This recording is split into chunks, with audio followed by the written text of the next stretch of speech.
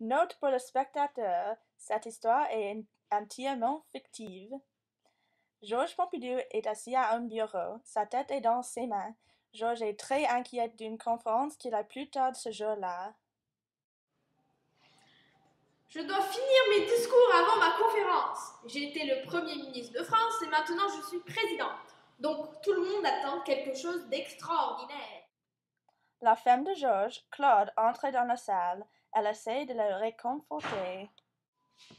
Georges, ne t'inquiète pas, tu seras très bien. Merci Claude, je t'aime. Je t'aime aussi, mais peut-être tu devras te raser. Tu désires sembler frais et propre pour la conférence. Tu as raison.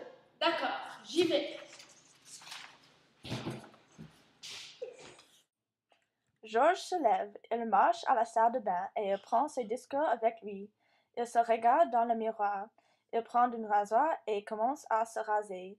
Dès qu'il touche le rasoir à son visage, il se coupe le menton. Merde! Il touche son menton. Il baisse ses yeux sur son discours. Mon sang est sur le papier! Mais attends, c'est beau! Je savais pas que le sang pouvait faire ça.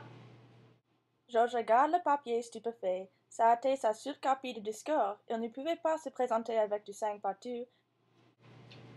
Qu'est-ce qui s'est passé? Mon sang est tombé sur mon discours, mais il a créé le plus bel art que j'ai vu de ma vie. Je dois le partager avec le monde immédiatement. Georges, tu es dingue! Qu'est-ce que les autres politiciens à la conférence diront? Ils vont l'aimer. D'accord, mais j'espère que tu as pris la bonne décision. Je suis confiant. Georges quitte la maison. Plus tard dans le soir, Georges retourne. Il est très bouleversé et il a l'air terrible. Il monte à Claude qui fait cuire le dîner.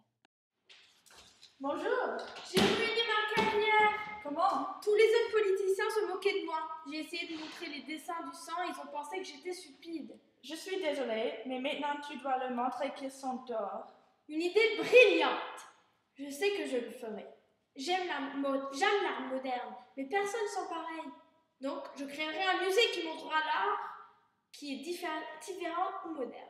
Tout le monde sera au courant de mon musée. Parce que Georges a le pouvoir politique et social, il sera en mesure de la faire. Il l'appellerait le Centre Beaubourg. Plus tard, le musée sera appelé le Centre Georges Pompidou, mais ce serait après quand il sera mort.